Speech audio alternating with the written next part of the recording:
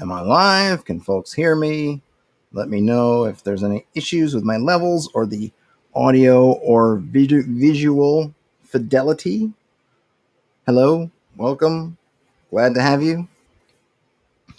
I've been doing this the last couple weeks and I thought I would keep doing it. I kind of like it as a thing, as something to do on one of these daily streams that I've been getting into doing. And that is to go to the OSR subreddit, reddit.com/r/OSR and see what's happening. See what's happening over there. See what's happening and see what people are talking about and see if that's anything that can spur conversation or ideas for us. So without further ado, let's go take a look. I'm always torn. Reddit has these setups. You can sort by hot, which I think is some combination of newness and activity. Then there's new, or maybe that's rising. I don't know. Hot may just be about activity. New is new stuff that's, sort of in chronological order of posting. Rising, maybe that's the one that's a mix of new and commented on. Controversial, I'm not sure what controversial would be. Maybe something that has a lot of up and down votes.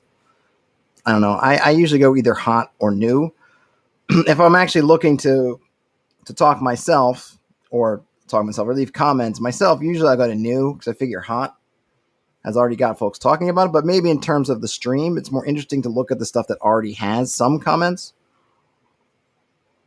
or upvotes, see which stuff is more, I don't know, in the more consciousness. Nothing says sounds good. Excellente. And thanks for coming. Nothing.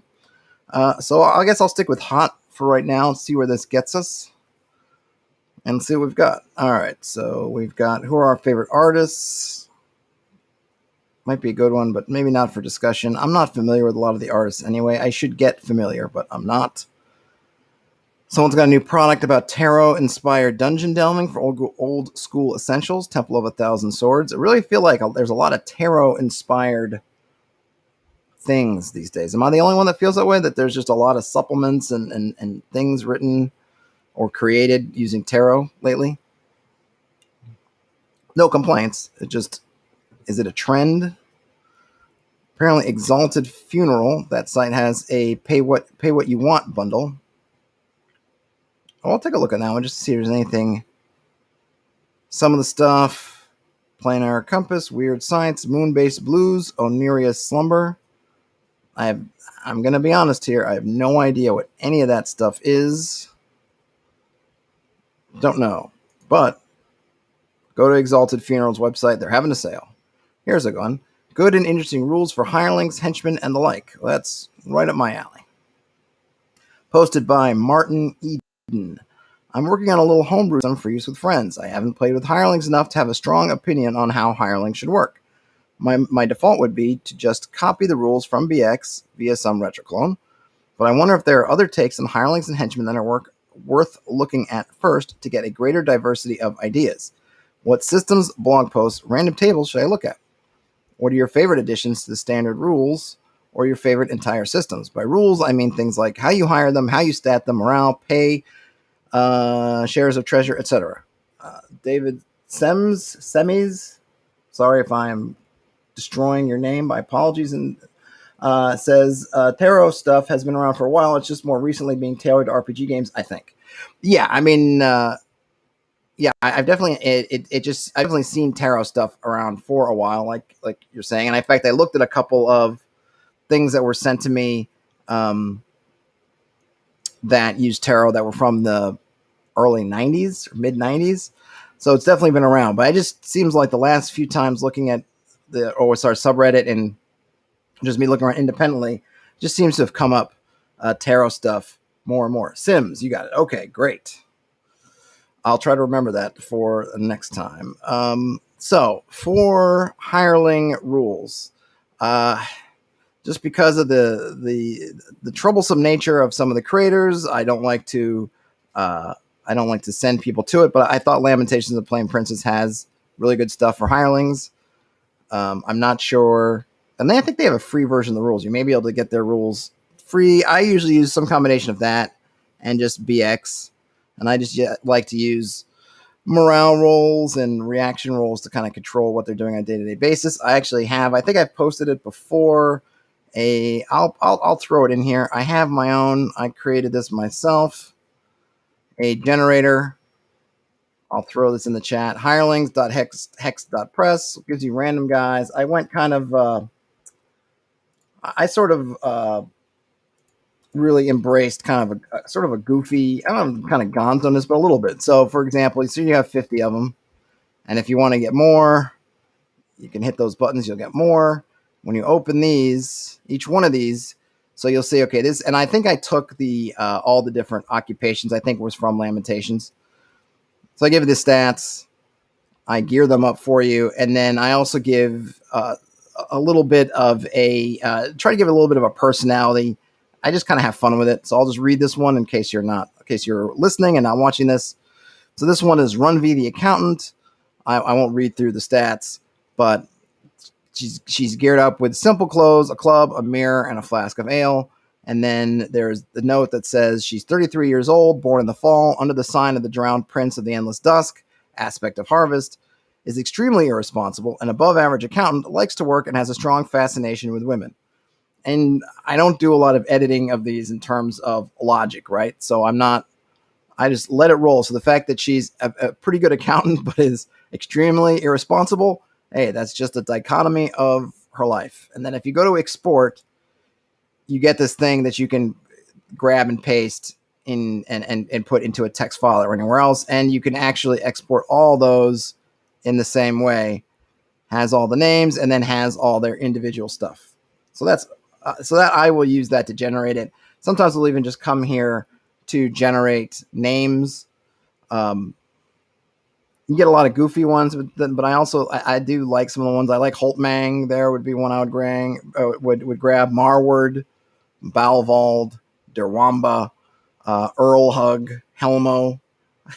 Helmo's a good one. Helmo. Anyway, so I'll be curious to see what the comments are, and obviously you guys that are in the chat and in the stream right now, let me know what tools and mechanics you use. Let's see. This is one that's the most. Before I forget, let's upvote your fellow Redditor. There you go. Let's see some of these things that what these guys are saying. Third Kingdom 1, which is I think the highest upvoted comment, says, I typically encourage PCs to hire as many retainers as they would like and also encourage the use of retainer quote-unquote trees. I prefer to run games with the PCs at mid to high levels, just as they're entering the domain phase, which is really, I think, the sweet spot for playing with retainers. The way I work things is that each PC that goes on and adventures gets one full share. First tier retainers get half share. Second tier retainers of the first tier get a quarter share, etc. When a player is actively playing their PC, any of their retainers present are NPCs. But when a retainer is just by themselves, alone or part of a larger party, I let their player control them. This lets the party do multiple things at once, dividing up stuff based on level. Second tier retainers clear the easy dungeons, while first tier retainers clear wilderness hexes, while the main PCs are doing domain level stuff, running domains, researching spells, etc. I wrote a book called Into the Wild, which goes into this a bit. I mean, that's a pretty darn interesting system. Let's see. Raid LC. I will eventually get all these names right if I'm not getting them right off the bat. It says Barrow Maze's Meat Shields website is pretty famous for OSR. I don't think I've used that one. I'll have to check it out. I like this guy's system. It makes me want to look up Into the Wild. It seems it's more almost like you have basically essentially a group of PCs of different levels, and then they can all be going out doing different things. And unless one of your higher PCs is there, you control the lower one. But if your main PC is along, your high level one, then you control the high level one. It's kind of interesting. I actually like to kind of simulate what the retainers do or the NPCs do when they're on their own. This gives you a lot of interesting things. And I also want to encourage the PCs to be thoughtful about what they decide to send a retainer or a hireling to do versus a regular PC, because the hirelings, by their nature, at least the way I play them, they're just not as good. And not only in terms of, okay, well, this is a level 0 and NPC and you're level 2, but they're not going to make as good decisions. They're just not as on the ball, because what I want to avoid is send out the NPC and the NPC always succeeds or always does it. And that just tends to, I think, funnel them towards just feeding stuff out to the NPCs. I want them to send out the NPCs only to do stuff that is really below them, or, that is a specific skill set that they don't have, or something that really is specific, and not just, oh, we can just get an instant win by sending them out. And I'm not suggesting that Third Kingdom 1 is saying that, but that's just how I tend to do it. All right, I'll read one more here. This is from Investigator Hungry. He says, or they say, here's what I do. PCs need to spend time and money putting out notices for hire. This will cost them gold pieces to put out flyers, hire a town crier, and hang out in the tavern waiting for candidates to come in. I have ready-made level 1 adventurers of every class ready to go. Generally, human fighters and thieves are the most common. Along with this, I can just whip up basic non-classed humans to be hired on as torchbearers and the like, either with 6 hit points or I'll roll a d6 if I want some variety. The party and I will then play through the interview and haggling process to learn the process of learning the personalities of potential hirelings and henchmen. We will gloss over or speed up the in-between periods where no one appears. I have what's essentially an encounter table I roll on to determine who appears on a given day. I use the BX 2d6 table for rolling offers / accepting offers when I am not sure if they're offering a good deal.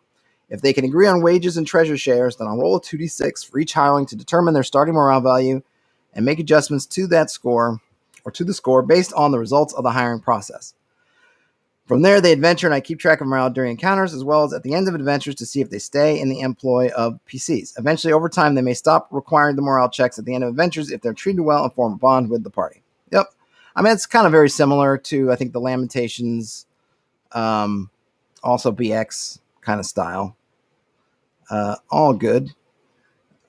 All good stuff. I'm always down for hirelings, and that's one thing that I just think that in 5th edition, the modern game, they've kind of gotten away from that. And I mean, I feel like there are decent reasons for it, but on the other hand, it adds so much flavor to the game. I know that my players seem to have a lot of fun role-playing, chatting with the hirelings. The hirelings are great for being able to inject lore or inject just some atmosphere. If you want to portray something as scary, have it start scaring the hirelings. If you want to talk about something that maybe is not really evident or obvious in the scene in a world building way, in a lore way, have a hireling mention, oh, this used to be the watchtower of Amon Sul, right? That kind of stuff. So I really think they're a great tool. And of course, you can have a lot of fun depending on how the PCs treat them, depending on what the randomness of the dice give you, how trustworthy are these hirelings, what might they do when they get in trouble. It's a source of so much, I think, of so much kind of fun and intrigue. And it's so simple. You just throw them in the party and they're there. It doesn't really take a whole lot. So I wish that they would, re-emphasize that tool. But 5th edition, just in general, makes things a lot more complicated for some things. And I know it would be more complicated for hirelings, or especially if they had retainers with PC levels. But nice thing about OSR is it's much easier to manage in those senses. Okay. Loot the Body has a Castle Amber music video. That's cool. I'm not going to go in there right now, but I'll give them an upvote. Would I be interested in watching a 5 Torches Deep actual play? People told me I should check out 5 Torches Deep. Is anybody played 5 Torches Deep? Oh, I missed something. Hi, Fluffy the Griffin. They say, I usually have a few for hire people predetermined. I just roll on a homebrew table, so I don't give the players exactly the type of henchmen they need each and every time. Yep. I mean, that's pretty much what my site does that, and I can just roll for kind of how many folks are around. Let's see, 5e and consequences. Do I want to do 5e? I don't need to. I'm afraid of what's in the OSR. I feel like OSR sometimes can be way too invested on knocking 5e down pegs. And I definitely have issues with something 5e does, and there's some things I don't like about the way it does, but I don't need to it is super popular. People love it, and I'm not just here to jam on it because I've got, an axe to grind, because I don't. I had fun playing 5e. Let's see. Someone's got a Minimalist d20 Hexcrawl and Dungeon Crawl. I mean, if you know me, I'm all about hex crawling, so let's give that a look. See, Fluff the Griffin says, I don't know a lot about 5 Torches Deep. I just heard it's OSR done with 5e rules. Yes, Fluffy the Griffin, that's exactly what I heard as well. But I'd love to take a look at the rules. Yeah, I think I'm going to try to take a look at it. I definitely won't be an early bird to that particular worm because I think it's been done. But yeah, I think I'm going to try to because it's come up more than a few times. And it might be a nice bridge for people who, if you got a group who's kind of invested heavily in 5e, but you want to introduce them an OSR experience, maybe that's the way to get them there. It seems to be the one that I see thrown out there more often than others for that. Let's take a look. Okay, so this is a simplified way of doing hex crawls. This is going to go out to a blog, but that's okay. I will post the blog in the chat, the link. This is from the blog.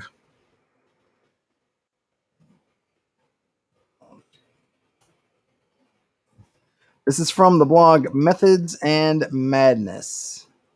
Starts with a quote by William Blake. I must create a system or be enslaved by another man's. I will not reason and compare. My business is to create. Posted yesterday, which would be July 15th, 2021. Titled, A Minimalist D20 Hexcrawl, ellipsis, and Dungeon Crawl. I'm just going to read the text of the article, at least for now. I ran a couple of D&D 5e campaigns, Curse of Strahd, Tomb of Annihilation, which were basically hex crawls, although neither were particularly good as hex crawls. One thing that bothered me was the amount of dice rolling I had to do whenever the players moved around. Scouting, getting lost, encounters, weather, etc. Also, there were no particular rules on how the encounter happens. What's the distance? Can one party hide from the other, etc. I wanted to reduce the thing to one single roll, or at least fewer rolls. Anyway, here is the Minimalist D20 Hexcrawl. It's written for 5th edition, Dark Fantasy Basic, or any other version if you adjust the numbers. All right, so let's see. I'm not familiar with Dark Fantasy Basic, so I don't know about that one, but obviously 5th edition is 5th edition. Maybe it might be this person's game. It seems like they have a Dark Fantasy character. So, okay, so I'm guessing maybe they wrote Dark Fantasy. Okay, let's get into the meat of it. First, the chance of encounters is baked into the D20. So if the chance is 1 in 5, an encounter happens if you roll 5, 10, 15, or 20. 1 in 6, it happens on a 6, 12, 18. 1 in 3, it happens in 3, 6, 9, 12, 15, or 18, and so on. Not perfect, but really close. Actually, that's a cool system. I didn't think about doing multiples of that. But that is pretty interesting. Notice that in some cases you could add another layer here. For example, you could have 1 in 4 chances of encounters and 1 in 3 chances of bad weather. If you roll 12, you get both. But that will occasionally create strange results if you don't change the numbers a bit. Yeah, I mean, that is kind of cool, right? That you could have 1 in 4 and 1 in 3 with both trigger on a 12. But yeah, it seems like maybe that would be, and I guess depending on how your table is set up, seems like you might get the same kind of result each time. But it is kind of cool. Let's see. Rattle C says, or Raid LC says, look into the audio dungeon Discord. It's a lot of the guys like Bandits Keep that do OSR podcasts. They don't crap on 5e. Okay, I'll check it out. I may be on there already. I'm on way too many Discords. It's hard for me to keep track of them. I just can't, and part of it is as a creator, I hate this part of it, but it's part of the job, right? I got to kind of go and advertise myself. Hey, check out my videos, right? Check out my streams, check out my podcast. And, so you end up joining a lot of Discords because you think, oh, maybe I'll share them here. And then some places I end up finding a foothold or route and say, okay, this is a nice place to be. Some places I end up in or I get invited in and I just think, okay, this is not the place to be. But I've ended up joining a bunch. I need to really prune down my list. So I might be on there already. I will check it out because I am interested. Let's see. It also says, I think OSR gets a bad rep for the loudest and most obnoxious when there's a huge community of great people out there. Most do Anchor app podcasts. Yes. I mean, like anything, right? It's the loudest folks who are going to kind of set people up. It's just a shame because it seems like in a lot of the places, at least where I feel newcomers might be the first place to drop is where those loud folks seem to have set up shop. And they end up making unfortunately casting a shadow or a pall over. I agree with you. A lot of good people doing a lot of good work. All right, let's get back to this. So we've got these. So he's talked about the chance of encounters and the chance of stuff baked into the D20 roll. Now, roll you also. I think, okay, that's use the D20 to make a survival or perception check for whoever is leading the party. The DC is 15 or more for a place that is hard to navigate. Fail and something bad happens. You get lost, surprised, delayed, trapped, exhausted, distracted, tracked, etc. You can add some critical failures on margins of 5+ or natural 1C below. Succeed, you're on the right path. If you get 20 or more, you also get a perk, 25+. It's 2 perks and so on. So here are some examples of perks. Perceive a foe before it can see you. Find food, find valuables, find a secret passage or shortcut, move 50% faster, etc. If more than one perk would be appropriate, the PCs get to choose. All right, so this is a little bit maybe not the most clearly written, but it seems like you're going to use the D20. You're going to make, and again, this is kind of 5th edition-y, so you're going to say, oh, make a survival check. You can probably just make a straight roll, using whatever modifiers you want. Maybe if you're not having skills, so you're not having a lot of positive modifiers added to the end of the dice, maybe you drop the DC to 10. Which would be basically a 50% chance for kind of a medium, or they're saying hard, maybe 15 for hard. I don't know. You have to figure it out, but you're going to make that check, whatever it is. Fail and bad stuff happens. Succeed and potentially good stuff happens. I'm still kind of not sure how this fits with that other stuff, but maybe I kind of wish they could use a table. But it looks like it's all kind of loosey-goosey in here. All right. Let's see maybe the example things up. So they have an example here. Let's take Curse of Strahd as an example. Start with a roll every couple of hours. Perception, test perception on the roll, survival in the woods, insight in the castle or temple. You have a 1 in 5 chance of encounters, 1 in 4 at night or in the woods, 1 in 3 if both. In the woods, you get lost or surprised. Fail in the roads, you get ambushed. If there is an encounter, or nothing. Walking down a road should be easy if there is no encounter. I'd probably make something nasty or awesome for natural 1 or 20. No matter how skilled you are, exploration will often be dangerous or rewarding. You can get lost inside Castle Ravenloft, for example. Was this room here before? Giving the whole thing a nightmarish twist, or let's Strahd appear on the road for some hit and run on a natural 1, if appropriate, or a giant goat, rock, etc. So this is a little bit confusing. I don't think this is as clear as maybe this person intends, because I thought we were going to be making a roll to see if you get bad weather, but then you're also so I'm not sure. So if you're rolling 1 die, you're going to make this 1 check, and then this check to succeed, you have a DC for it. But then you're also, I'm guessing these things are going to happen on these rolls. So my guess is if I needed to roll 15 and I roll a 15, but there was a 1 in 3 chance of say bad weather, then we get bad weather, but we've also succeeded. I'm not sure. I kind of dig what he's getting at, the idea of reducing the rolls, but I feel like this blog post is just a little bit messy for my taste. If somebody else has a better read, let me know. But I kind of like the idea, but I just feel like they threw it all out there, and it's a little bit need to be cleaned up a little bit. Just one good table would really help there. But I appreciate what they're trying to do. Take an upvote, my man. Fluffy the Griffin says, I need to be more active on the Audio Dungeon Discord. It's a nice place. All right, I will check it out. I think I might be on there already, but I'm definitely not active on there if I'm on there.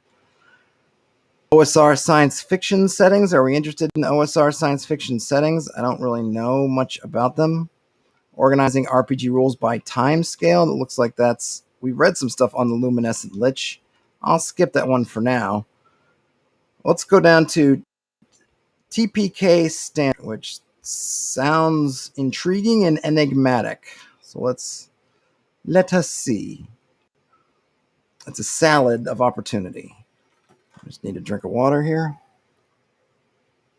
Okay, this is by Bugzug. Almost every adventure I ever ran has been a TPK, with the exception of running 1,000 Dead Babies with a mix of Labyrinth Lord and Black Pudding.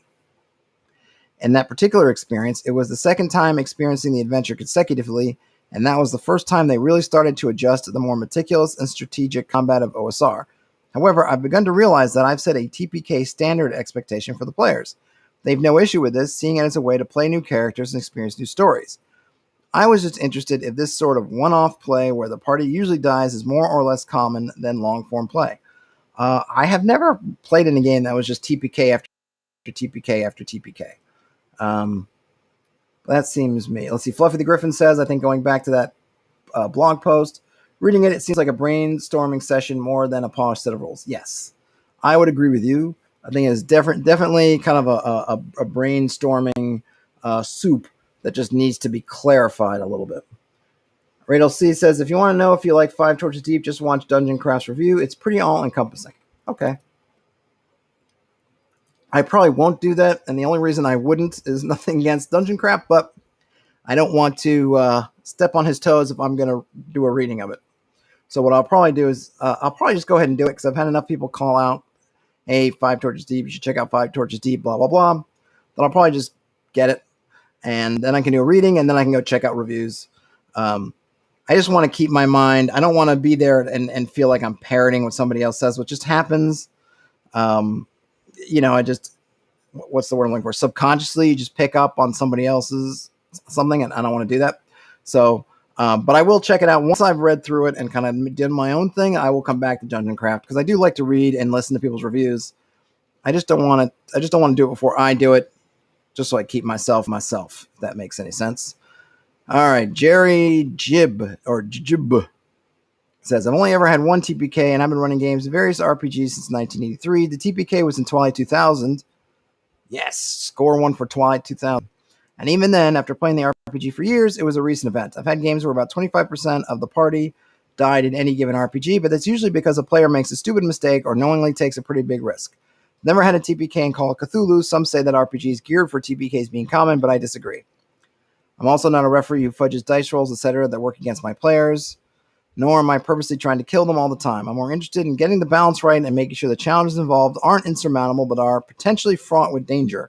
Danger and adversity make for interesting play, in my humble opinion, rather than the sure knowledge that as a player, you're going to die regardless. All right, let's see. Fluffy the Griffin says, all my 3E games I played in high school were TPKs, and I didn't care. It was a great time nonetheless. And then Raid LC says, my favorite for hexcrawling is Forbidden Lands from Free League, same company, Symbol Raum. Raid LC, I have actually done some reading of Forbidden Lands, though I must confess it is incomplete. I have to go back and finish it, but I also feel like, did I let it sit too long? That it's going to seem weird when I go back.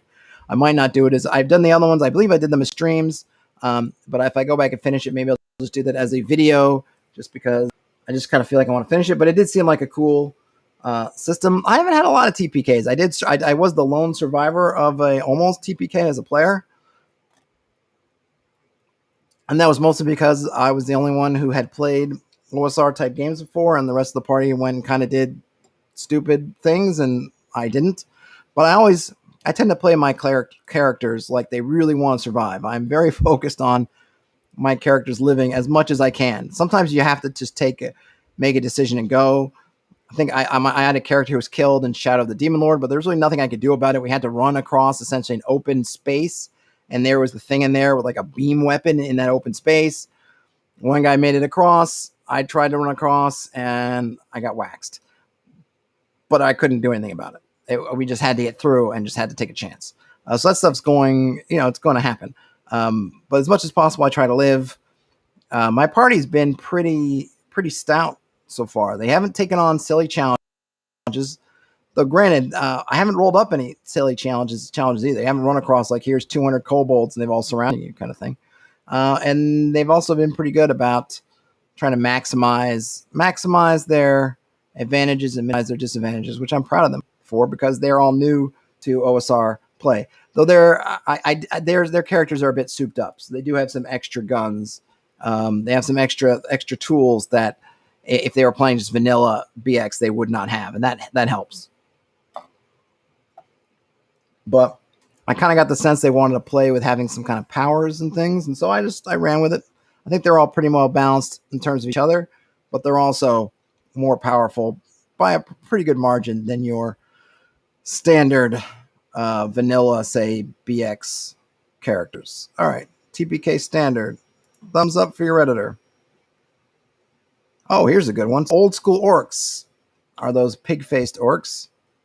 You're going to run that as a creature's class. What features might you use? We've got a bunch of comments here, so that's good. So this was submitted by Rover Buff. Let's see. Fluffy the Griffin says, I guess my DM ran games like they were a challenge rather than an adventure. They ran pretty old school, but this was back when 3E was brand new. Yeah, I mean, people can run games really, and obviously in a multitude of different ways. And I think some DMs will definitely gear towards a challenge. I think particularly when I feel like when I was playing when I was a kid, putting crazy kind of stuff against the players was more fun. I think as you get older, I think you start to some folks start to try to think about what's more realistic or what ought to be there. So maybe there shouldn't be so much stuff or different stuff in areas. Whereas as a kid, you're just kind of throwing whatever against the wall. But yeah, I mean, as long as you have fun, right? That's the big thing. If it's fun for you, then that's all that matters. All right. Rover Buff says, hey, all, I've been thinking about including the good old pig-faced orc or pork in my next BX game as a class. I'm planning on making them somewhat more present in the world as a whole, not inherently evil, and using them to round out the demi-human roster of dwarves, elves, and halflings. Good for you, Rover Buff. Now, I want to play into their piggish traits, and so far come up with 2 abilities to give them. The first would be Smell Sense, the ability to locate other creatures, foods, plants, etc. in the vicinity by smell, and also the ability to follow one's tracks. Pigs have very good smell, so this seems fitting. Could be a useful ability to detect ambushes, see through imposters, and follow the tracks of chased creatures. The second would be Iron Stomach, the ability to eat foods considered too spoiled or gross by other peoples without issue. Perhaps I'd even allow it to be used to heal 1 HD plus level of hit points once per day. I'll see about that. This is playing into pigs' omnivorous nature, of course, but if not usable for healing, I'd simply add it as a flavor ability. However, I have the feeling that these 2 abilities wouldn't yet be enough to make the pork quote-unquote competitive with the other classes in the minds of the players. Fighters, elves, and even halflings get some really useful abilities and class traits. What do you think? Any suggestions on what I could possibly add to make it feel a bit more robust? A class that stands on its own? Well, what do we think? Let's see. Raid LC says, we ran Barrow Maze for almost a year during the main thrust of the pandemic. Using my set of hardcore 5e, lost a ton of hirelings and henchmen, and had a lot of brutal injuries but no TPK. Campaign did come to a halt when the main fighter powerhouse died from overconfidence. We run combat as war, not as sport for sure. Overconfidence, yeah, that overconfidence did in one of the. I might have been a fighter. It might have been the fighter in that OSR party I was playing, and he definitely waded into the combat with a lot more confidence than he should have had, and paid the price. So I like this idea of the pig-faced orcs. Just looking at his 2 abilities, I think if I was going to, trying to dial this in with kind of OSR stuff, right? I like the idea of the smell, and I like the Iron Stomach, but I feel like the Iron Stomach is really just a bonus to save versus poisons. To me, that just makes sense. If you just get a bonus if you're saving versus against the poison. But maybe specifically poisons and not venoms, or you could just say poisons. I don't know if pigs are better off eating that one. And you could probably set something like, hey, if you're ingesting it as opposed to it being bitten into your bloodstream, if you've ingested a poison, then make a save. That would probably be the easiest way to do that. Smell sense is good. I don't know if I'd want it to be used for everything under the sun, because they're not super creatures. I mean, yeah, they got a sense of smell, but I'm sure people have fooled pigs before. I don't know, but I'm guessing the pigs are smart. Yeah, they're smart for animals, but they're not like crazy, hyper intelligent mice.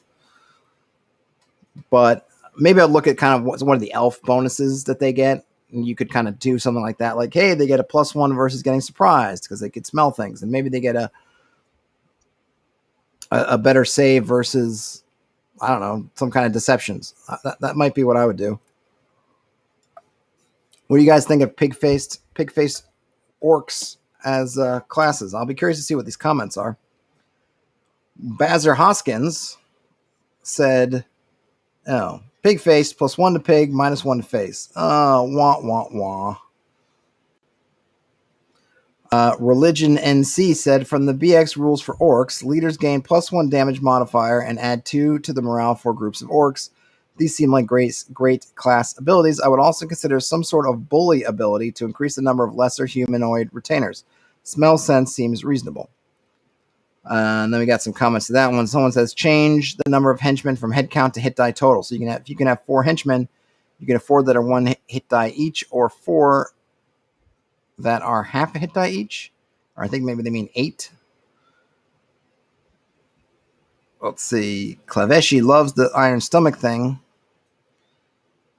Someone put the ability to keep secrets, but that's a link that I shall not open. Orcs of Thar was for basic D&D and had some PC options. Oh yeah, I forgot about that. That one I've been meaning to try to find on the secondary market somewhere, Orcs of Thar. Lloyd LC says, pig-faced orcs are definitely old school. Yes, they are. I'm not seeing some really amazing stuff here. Honestly, I don't think anything is really any better than the 2 abilities that the guy came up with himself.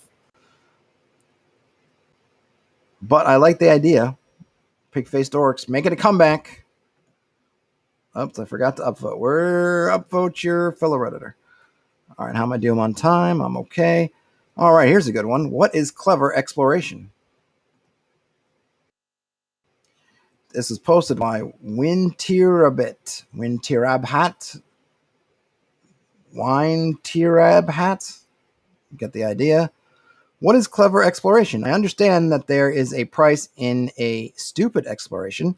I can vividly imagine a stupid exploration. I suppose I can come up with a reward for clever exploration, but what exactly is clever exploration? Is it even a thing? Is it just resource management, risk management? Hi, in case my background is helpful, I'll run a one-shot Mouse Ritter this Sunday. It's my first time GM OSR. I've played Maze Rats once, beautiful game, terrible session. I come from FITD and played by the Apocalypse. FITD, is that something in the dark? I know Blades in the dark. What's F in the dark? Do I want to know what F in the dark is? I'm sure it's not what I'm thinking in my brain right now.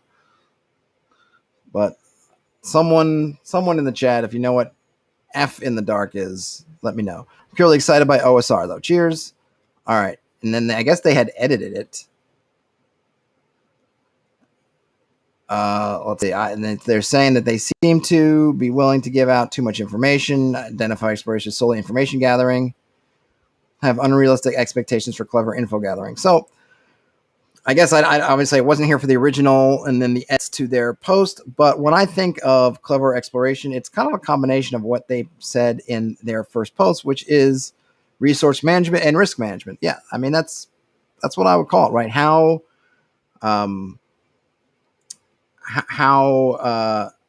what's the word I'm looking for? How precise you can be. How much can you do with getting as little risk and using up as little resources as possible? How efficient? That's exactly the word I was looking for. How efficient? Oh, Raid LC says it's forged in the dark. It's just a term for all the Blades-like games. I got you. Okay. It's efficient. It's efficiency. Exploration, the big dangers are, right, navigation, resources, and I include in resources here health.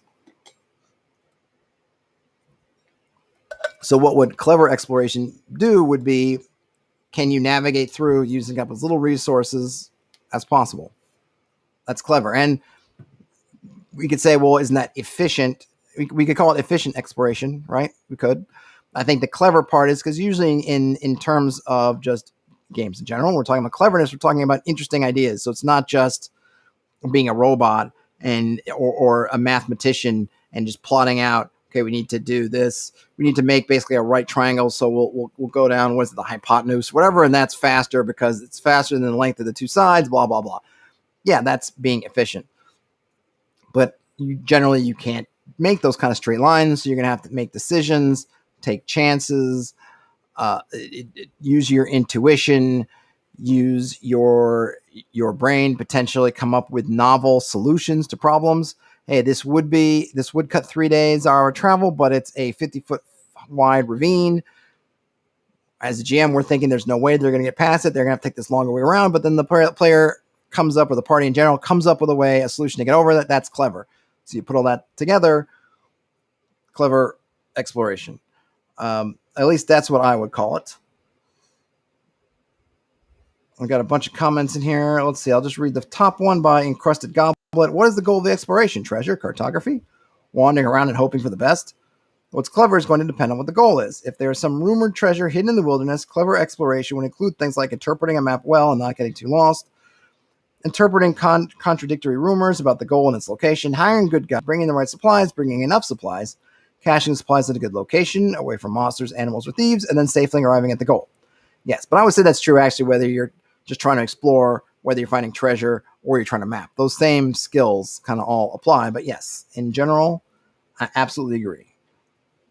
I feel like people have a pretty good handle on clever, but it's an interesting question, all right? Because I think there are these things that we take for granted as terms or as concepts in OSR play that don't really exist in some of these other ones. Like I don't think 5th edition really, and I don't know about Played by the Apocalypse or Powered by the Apocalypse because I've never really played it. I have a couple of the books. I've read them. They seem interesting. Just haven't played it. This idea of the kind of cleverness. I feel like in 5th edition, it's sort of about, I don't know, hero fulfillment, kind of almost wish fulfillment, and what people will appreciate turns and things like that. There's not an emphasis on player cleverness. It's almost more like that's emphasized when you generate your characters or maybe in the combat sphere, but not really as a thing. Right. And Powered by the Apocalypse, I feel like it's more about this exploration of character, which again doesn't really hinge on this idea of being clever. Whereas the OSR, at least when I think of it, that core of OSR, a lot of it is this, hey, how as a player, how clever are you? Not your character, not what your character's score says, not anything else. How clever are you? What can you do? What can you think about? So I can see how coming from outside that, you might see that term bandied around. I think clever tends to be the term that's used most for this sort of play. And you want to think about, well, what does that mean exactly? So I think it's a good question by Wintirabhact. And take an upvote. All right. Squigs for Worlds Without Number. I need to read Worlds Without Number. I think I got the free version, but I need to go check that out. So I will avoid that for right now. Could someone explain short distance wilderness travel the easy way? I mean, again, this is right up my alley. How can I resist? Posted by Uneteronef. I need help managing time and distance on a hex map. It's a small map. The distances are short. For example, from the town where the adventure starts to the nearest town, there are 6 hexes of 6 miles. In a day, a group could travel 24 miles. That's way too much. It's probably twice as much as what I would do. And that's if they're traveling on roads. 8 hours are used for sleeping and 16 hours are left for all other actions. Basic role-playing game and other systems indicate those 24 miles you travel in 8 hours, and that's all you could travel in a single day under normal conditions. What should I do? Do we go hex by hex, each taking 2 hours to travel, perhaps making random encounters roll in each or every hex? No, don't do that. Same as the above, but each hex takes the double time to travel in order to take into account the extra 8 hours. Or do we go directly to the last hex and make one or more random encounters rolls to represent what happened in the day or update the resources? Whew. I feel like I should just send this guy a link to my channel because there's way too much going on in here. In option 1, how would you handle the time so that going through 4 hexes would be considered 16 hours and not 8? One idea is that every 4... Oh, my gosh. All right. Too much. Okay, there's a lot of comments in here. You know what? I'm... Oh, here. First, take an upvote. If I could speak to Uneteronef, I would just say, hey, man, I got a whole playlist of Hexcrawl videos that can go this way better than I can. It is. I don't know where they get 24 miles. I'm curious. Is that what basic role playing game? Because I usually use 12 miles as kind of the max that you're going to get out of a day of travel, and that's in the best of conditions. And that's kind of based on, I think, stuff I read about kind of real life, how far people tend to travel. And even with horses, let's see, David Sim says, that's one of the issues I have with player know-how versus character know-how. What's the David, tell me, what's the issue? I'm not sure if there's a delay on the chat or maybe I missed it, but which thing is the issue? I think of it 12 miles per hex, and that's pretty much the ideal. Kind of your roads or a very nice flat plain, and it's straight. Anything more than that, if we're looking at the hex and we don't have, a road actually map, we just kind of have, remember, a hex being a abstracted view of the map, regular road, that's kind of like the max. And that's even on horses, because usually you're kind of walking your horses, and the advantage of horses is that they're not tiring you out, and you can carry heavier loads. Not that you're going 8 times as fast, though. If you need to gallop, they can, but that's not sustainable over a day. A comment I made about player cleverness. Oh, I see. So what is the issue you have? I guess I'll just leave this for here. So getting into the chat. So David Sims says, one of the issues I have with player know-how versus character know-how, and it's a comment I made about player cleverness. I'm curious, which part of that? Because I know it is an issue. Going back to cleverness here for a minute, and there seems to be a couple approaches, right? One is what is your character like? What does your character know? That kind of simulationist thing. Well, I'm playing a fighter. Shouldn't my fighter know this, or shouldn't my wizard know that? Versus sort of the more OSR idea of what do you know? And then that's what your character can know. I tend to default to the what do you know versus characters. So, okay, here we go. Let's see. Players using what they know as a player to circumvent things in the game world versus characters using what they may know. Hold on. I got a couple things going on. There's multiple conversations happening in the chat. Chat is on fire. Didn't Alexander use 24-mile hex? And some people like 1 hex per day. Maybe that's where he's coming from. Not sure. We'll just travel slow for sure. I don't know. I'll have to check out Alexander what he put. So I'm not sure about that. Getting back to the other stuff. So I think in the OSR of the way I think of it in terms of OSR, and I tend to think this way when I'm playing 5th edition too, though with skills and everything, it muddies the waters somewhat, is that it's about you with the player. No.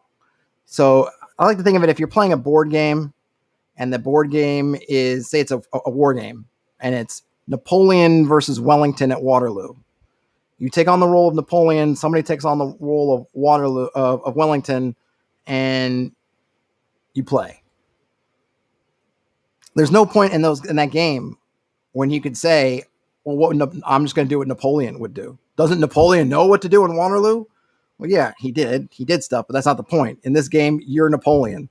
So even if you don't know anything about Napoleonic warfare, you don't know anything about anything, it doesn't matter. You're Napoleon right here, right now. You make that choice. Or you're Wellington. Was it Wellington, or am I thinking of a different commander? In any case, you are that person, and it doesn't matter that you don't know or not. That you as a player, it doesn't matter what your character may or may not know. It's what you as a player can know. Now, role-playing games do give you some options for simulating. Is there some kind of background information, or is it something that they do know, right? You can make those rolls. You can do a roll under attribute. You're using a skill. You can do a roll under skill to kind of get that information. But at the core, it's really about what do you as a player bring to the table? And to be honest, if I just want to simulate what would a fantasy medieval fighter do, I don't need other players to do that. I can make a table of what would 13th century whatever fantasy fighter do. The interesting thing always comes from what you as a player want to do, because otherwise you could just roll dice and say, oh, and then I don't need you to play the wizard. Roll dice and the wizard goes left. Roll dice and the wizard casts a spell. Roll dice and the wizard does whatever. Right? I could use the Mythic GM emulator and just emulate a wizard. It's all about you. But certainly in 5th edition, not just the game, but the culture around the game has embraced to some degree this concept of it's within your character, right? And this is part of why when I do attributes, I try to disassociate the attributes from things like intelligence. So I think of intelligence more as your in-world education or your memory, something like that, and not how smart you are. So you don't run into those. But I'm only at intelligence 10 in the real world, but my wizard's intelligence 18. So shouldn't they know better than me? So well, that's kind of not the point. You're playing the wizard, so no, he knows what you know. So I like to think of it as it's a memory thing.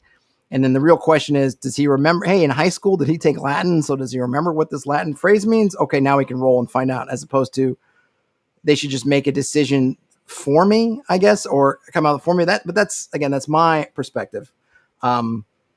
People have lots of different views on this thing. I think it's very divisive. It's something that you will see. Some people feel very strongly, and you get these weird, they make these straw man arguments, but my fighter with 18 strength, I don't have to actually lift stuff. Well, yeah, but the role-playing game isn't a physical role-playing. You're not going out, unless you're doing a LARPing, you're not going to do all this stuff. It's the mental. We're all getting in the minds of these characters. So it's the mind that you are representing, not the body. So the idea that just because you don't have to lift stuff to try to simulate what your strength 18 fighter can do, it's kind of missing the point. But that's me. But in the OSR, for sure, it leans more heavily in it's up to you as a player to figure this out. And to me, the other part of it is that's part of the game of it. It's a role-playing game, not a role-playing simulation, not role-playing, improv exercise. It is a game. And part of that game is, like in a war game, is even if you don't know anything about warfare, for these 2 hours or whatever it is that you're playing this war game, you are the general. And you don't have recourse to say, but I don't know what to do, but the general would know, so shouldn't they just do that move? No, it's up to you to do it. But that's my take. And there's no wrong way to play. As long as you and your table all are on the same page and all aligned about how you want to play, that is all that matters. So don't need to worry about anyone else.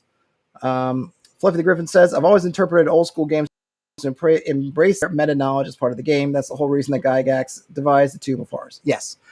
And I think even in the modern game, right, we all have expectations. We all understand when a veteran player comes to a game that they're going to know certain things and be able to make certain decisions that a new player wouldn't. Why? It's not because their characters are somehow a different level than the other players' characters. It's because they know stuff. It's just like you play enough old school games and you're like, all right, I need to make sure that we have a hammer and some iron spikes, and we need to have those 10 feet of rope, and we need to have a 10-foot pole, and we need to have some caltrops. If you've got caltrops in your game, right? And we need to have some oil, not just oil for the lantern, but oil and maybe some holy water.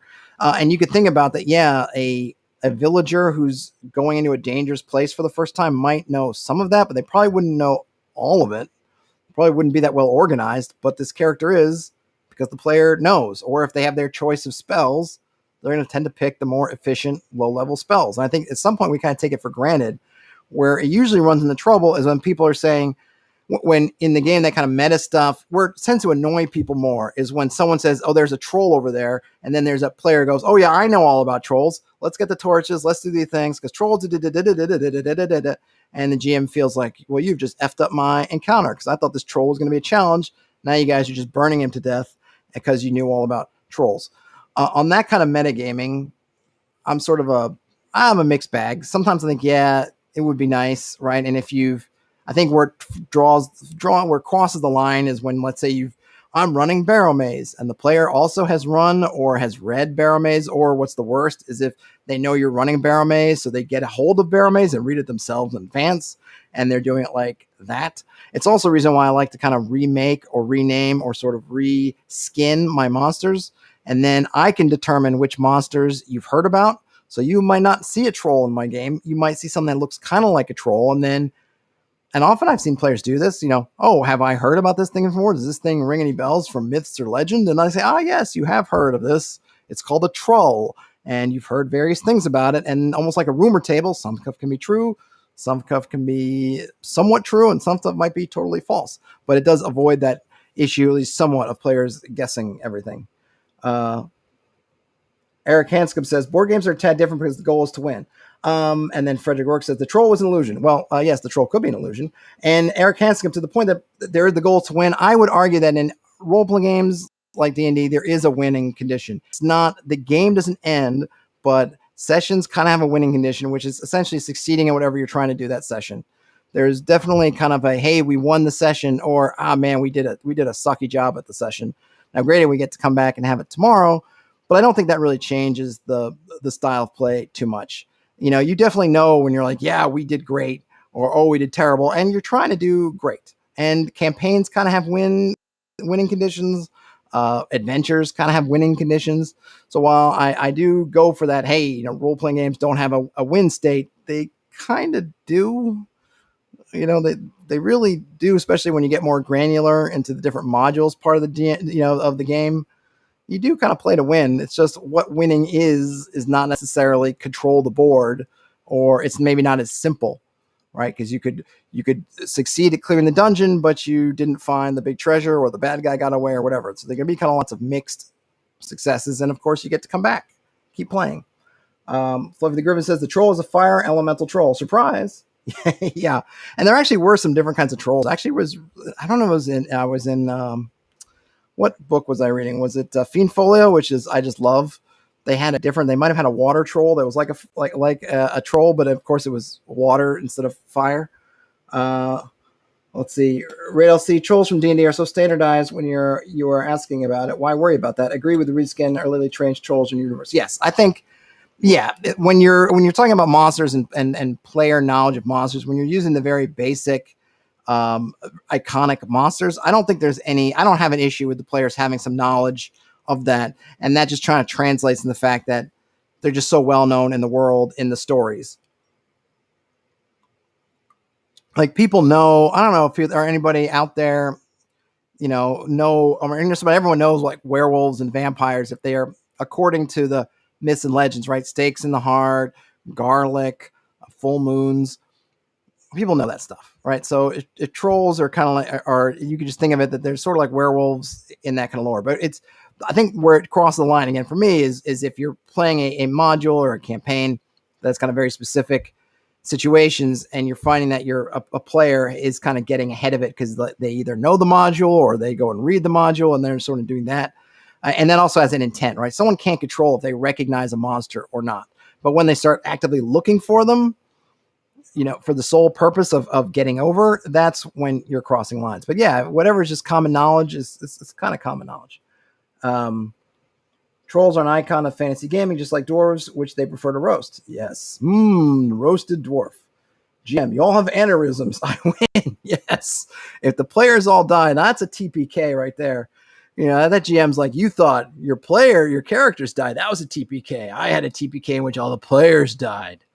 That would be a cool X-File. Are they still doing X-Files? That would be a good one. X-File about, a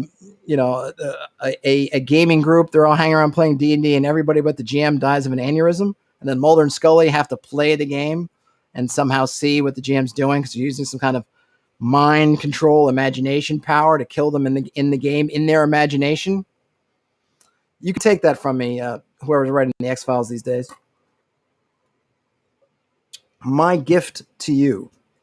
All right, well, I guess we're wrapping up shop. It has been about an hour, which makes it a perfect length for a lunch hour stream. Anything you guys got in the chat? Any thoughts? Anything? Thanks, as always, for hanging out. Got anything left? Is there anything that's super cool here on OSR before I kick it out? Someone's in Denver looking for OSR books. I know nothing about Denver. I only know things to do in Denver if I were dying. Just a reference to a fun movie from the 90s. Original OSR t-shirts for sale. Okay, great commission from Standard Array. All right. Anything? Guys got nothing? I got nothing. Well, I guess I'll give it a wrap then, as usual. If you like these, give it a thumbs up. Subscribe if you're not subscribed already. Pass it along to your friends. Here we go. Finally, Fluffy the Griffin says, I love these streams. Always look forward to eating lunch and hanging out. Oh, awesome. I'm glad you like them. Radel C says, I like reading through Zines and rulebooks. Yeah, I like reading through them too. So I'm glad you do. And I will do more of those. Let's see. Eric Henscom says, have I played Savage Worlds Gold and Glory OSR? No, I have not. I have the Savage Worlds book. I think their main kind of core rule book. I do not have any of the specific settings books. What is Gold and Glory OSR? Should I just look that up? Let's just take a look at it. Glory OSR. Okay, that's on Fantasy Grounds. I'm not on Fantasy Grounds. For Gold. Is it For Gold and Glory? Is that?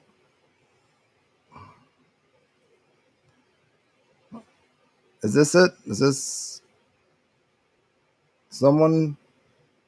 Eric Hanscom, are you still there? Is this it? Or is it something else? Well, you got a whole lot of different ways to get this game if you want it. Terrence, you missed everything. Does it say Savage Worlds? With these pages, keys, create heroic characters, equip characters, guide characters, reward characters, challenge characters. Well, it gets you everything you need. Maybe that's not it. I don't know. I will have to look up for Gold and Glory. Or, oh, maybe this is it. Gold and Glory, 7 Deadly Dungeons. Eric Hanscom, look at this. Look at this page and tell me, is this the game?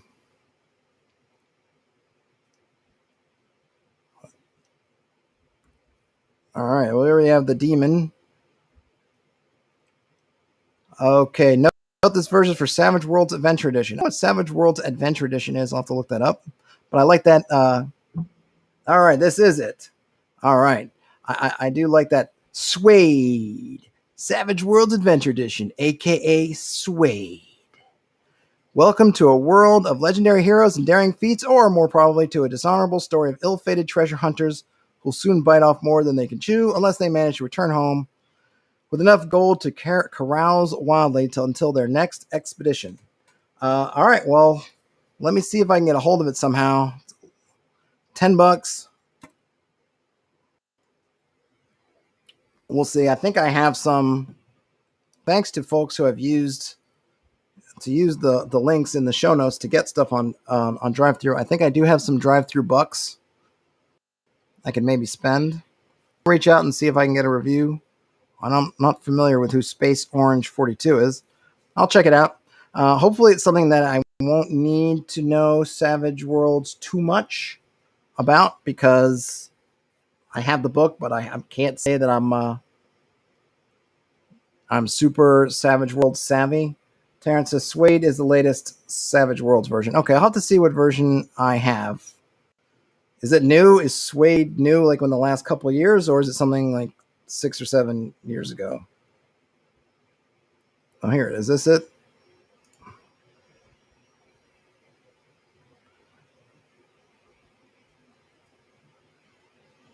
Savage Worlds Adventure Edition. I'll have to look at mine. I'm not sure if this is the one I have or not. I'll look. I'll put that one on my list. Let me go back. I'll add it to my wish list.